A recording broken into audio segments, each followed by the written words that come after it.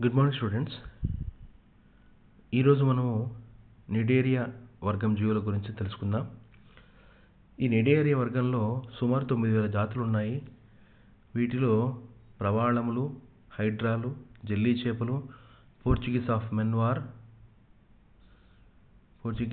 Men of war, sea యానిమోన్లు, సముద్ర పెన్లు, సముద్ర విప్లు, సముద్ర ఫ్యాన్లు ఉంటాయి. నిడేరియన్లు అన్నీ కూడా ఉప్పునీటి లేక మంచునీటి జీవులు. ఇవి ఉష్ణమండల జలాల్లో ఎక్కువగా లభిస్తాయి. ఇవి వలయ సౌష్ఠవ జీవులు. జీర్ణ వ్యవస్థగా కూడా పనిచేయు శరీర కుహరం కలిగి ఉండటం వలన ఈ వర్గమునకు సీలెంటరేటా అని పేరు వచ్చింది. సీలెంట్ అంటే పోలుగా ఉండు, ఎంటరాన్ అంటే పేగు, అంటే బోలుగా ఉండే పేగు కలిగిన జీవులని అర్థం. ఇది వర్గ విశిష్ట లక్షణాలు మనం చూసుకుంటే, ఈ వర్గంలో ఇంకో ప్రత్యేక లక్షణం ఉంది. అత్యధిక సంఖ్యలో ఈ జీవులు 2 బాహ్య రూపాలను కలిగి ఉంటాయి. ఒకటి స్థానబద్ధ జీవి, అంటే ఏదో ఒక ఆధారాన్ని చేసుకొని ఆధారానికి గట్టిగా అతుక్కొని ఉంటుంది. అటువంటి జీవిని స్థానబద్ధ జీవి అని అంటారు. ఈ స్థానబద్ధ జీవికి ఉదాహరణ, స్థానబద్ధ జీవిని ఏమంటామంటే మనము పాలిప్ అని అంటాం. రెండవది స్వేచ్ఛగా ఇదే మెడ్యూసా. ఈ జీవుల జీవిత చరిత్రలో 2 రూపాలు ఏకాంతరాలుగా ఉంటాయి. దీనిని ఏకాంతర తరములు లేదా మెటాజెనిసిస్ అని అంటాం. ఇంగ్లీష్లో ఆల్టర్నేషన్ ఆఫ్ జనరేషన్స్ అని, లేక తరముల ఏకాంతరత అని కూడా అంటాం. ప్రత్యేకత చెందినటువంటి దంశకణాలు ఈ వర్గం 3వ ప్రత్యేక లక్షణము. ఈ వర్గం 4వ ప్రత్యేక లక్షణం ఏంటంటే బహురూపకత. ఈ జీవులు బహురూపకత ద్వారా శ్రమ విభజన అంటే డివిజన్ ఆఫ్ లేబర్ను ప్రదర్శిస్తాయి. అంటే ఒక్కొక్కటి ఒక్కొక్క పని చేస్తుంది అవయవం. దీన్ని శ్రమ విభజన అని చెప్తాం. ఉదాహరణకు తేనెటీగలు తీసుకుంటే, తేనెటీగల్లో మనకు రాణి ఈగ, కూలి ఈగ, డ్రోన్ ఈగ అని 3 రకాల తేనెటీగలు ఉంటాయి. ఆ తేనెటీగల్లో ఒక్కొక్క పని ఒక్కొక్క తేనెటీగ ఒక్కొక్క పని చేస్తుంది. అలాగే దీంట్లో కూడా శ్రమ విభజన ఉంటుంది, అంటే డివిజన్ ఆఫ్ లేబర్. సో పూర్వం నిడేరియా, టీనోఫోరా రెండూ కూడా సీలెంటరేటా వర్గంలో చేర్చబడి ఉండేవి. కానీ టీనోఫోరా జీవుల్లో దంశకణాలు మెటాజెనిసిస్ లక్షణాలు లోపించడం వలన టీనోఫోరాను దంశకణాలు కలిగినటువంటి నిడేరియా నుంచి తీసివేసి రెండింటికి వర్గ ప్రతిపత్తి కల్పించారు. నిడేరియా యొక్క సాధారణ లక్షణాలు. నిడేరియా బహుకణ జీవులు. కొన్ని మంచినీటి జీవులు తప్ప అన్నీ కూడా సముద్రంలోని జీవులే. ఇవి ఏకాంతముగా లేదా సహనివేశములుగా ఉంటాయి. అంటే ఏకాంతం అంటే ఒకటిగా ఒంటరిగా ఉంటాయి, లేదంటే గుంపులుగా కూడా నివసించడం జరుగుతుంది. ఈ జీవుల శరీరం స్తూపాకారంగా లేదా గోళాకారంగా ఉంటుంది. అన్ని ప్రౌఢ నిడేరియన్లు వలయ సౌష్ఠవ జీవులు. వలయ సౌష్ఠవ జీవులు అంటే ఏంటి? వలయ సౌష్ఠవ జీవులు అంటే ఏంటి? జీర్ణ వ్యవస్థగా కూడా పనిచేయు శరీర కుహరం ఉంటుంది. కాబట్టి వీటిని ఏమంటామంటే వలయ సౌష్ఠవ జీవులు అని చెప్తాం.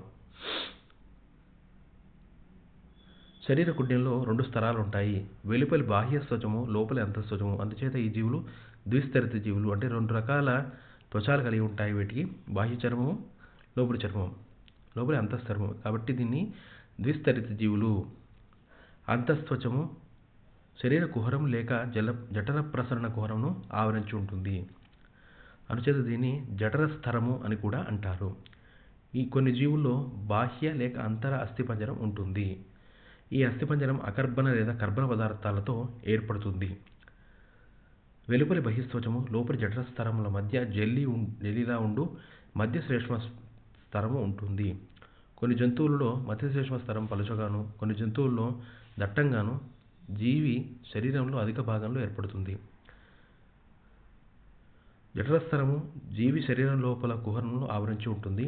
ఈ కుహరమును జఠర ప్రసరణ కుహరము లేదా సీలెంటరాన్ అని అంటాము. అంటే గ్యాస్ట్రోవాస్క్యులర్ క్యావిటీ ఆర్ సీలెంటరాన్ అని అర్థం. ఈ కుహరము శరీర కుహరమును సమం కాదు. అందుచేత నిడేరియా జీవులు శరీర కుహరరహిత జీవులు అని అంటాము. ఈ కుహరము వాయువుల మార్పిడి, జీర్ణ, విసర్జక క్రియల్లో పాత్ర వహిస్తుంది. అందువలన ఈ జీవులో నిర్దిష్టమైనటువంటి విసర్జక, శ్వాస, ప్రసరణ వ్యవస్థలు ఉండవు. ఇవి మాంసాహార జీవులు. ఇవి అతి సూక్ష్మమైనటువంటి జీవులను ఆహారంగా తీసుకుంటుంది. అత్యధిక నిడేరియన్లు నోటిని ఆవరించి పొడవైన స్పర్శకాలు ఉంటాయి. ఈ స్పర్శకాలలో దంశకణాలు ఉంటాయి. దంశకణాలు అంటే కుట్టు కణములు అని అంటారు. అంటే స్టింగింగ్ సెల్స్ అంటాం. ఇవి ఆహార సేకరణలోను, జంతువుల నుంచి రక్షించుకోవడంలోనూ సహాయం చేస్తాయి. అధిక నిడేరియన్లు నిష్క్రియంగా ఆహారం సేకరిస్తాయి. ఇవి వీటి నీటి స్పర్శకాలను అంటుకొనిన ఆహార రేణువులు తీసుకుంటాయి. ఇవి ఆహారంను ఎటు వెతకవు.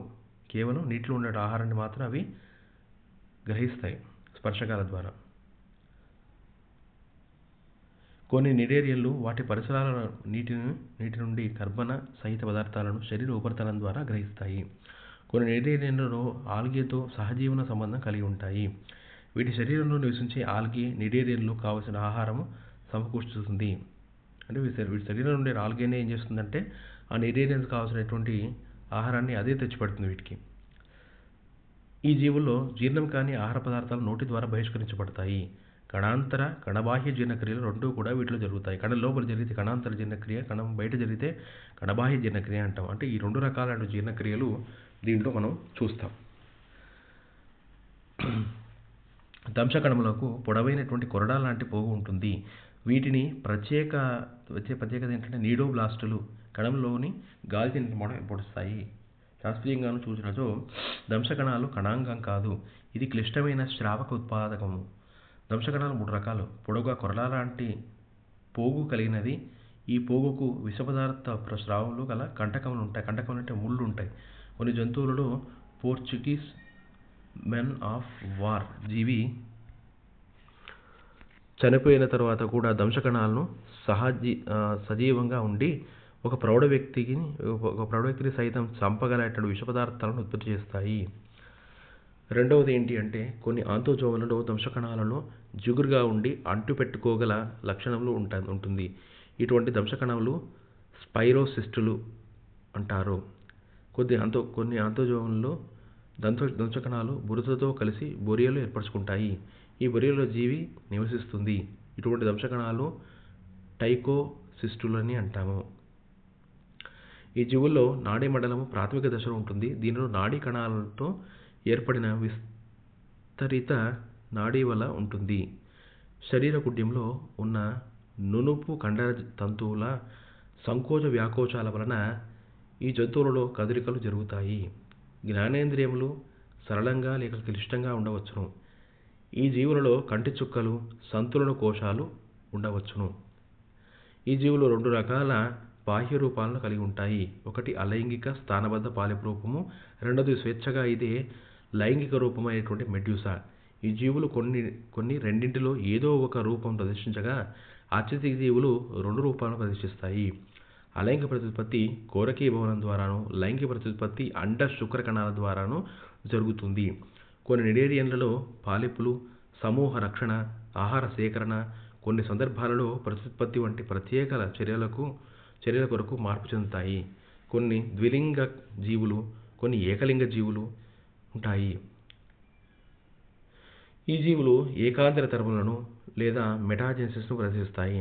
స్వేచ్ఛగా ఇదే మెడుసా లైంగిక తరము, అలైంగిక పాలిప్ తరమునకు ఏకాంతరంగా సంభవిస్తుంది. వీటి జీవిత చరిత్రలో సామాన్యంగా ప్లాన్యులా డింబక దశ ఉంటుంది. ఈ డింబకాన్ని ఏమంటాము? ప్లాన్యులా.